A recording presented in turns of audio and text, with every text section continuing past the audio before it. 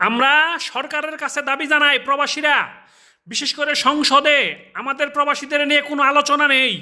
প্রবাসী কল্যাণ মন্ত্রণালয়কে আমরা বলতে চাই, প্রবাসীদের জন্য ভাতা চালু করা হোক, একতরফাভাবে প্রবাসীদের জন্য ভাতা চালু করা হোক। প্রবাসীরা যেন দেশে গিয়ে বছরের পর বছর বিদেশ করে রেমিটেন্স কামিয়ে দেশকে সচল রাখার পর যখন 10 বছর 15 বছর 20 বছর বিদেশ করে একসাথে দেশে চলে যায়, তখন প্রবাসীদের পাশে কেউ দাঁড়ায় না।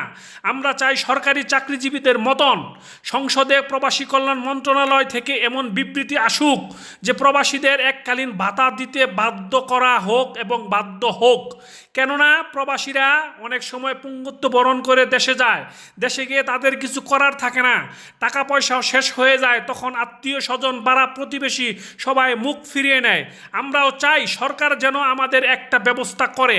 গভীরভাবে এই সমালোচনা করার জন্য সরকারকে অনুরোধ জানাচ্ছি আমি প্রবাসীদের পক্ষ থেকে, প্রবাসীদের জন্য এককালীন ভাতা চালু করা হোক। আমরা চাই প্রবাসীদেরকে ভাতার আওতায় আনা কার্যকর কর্মসূচি খুব দ্রুত পালন করার জন্য সরকারের পক্ষ থেকে সরকারের কাছে আমি অনুরোধ জানাচ্ছি।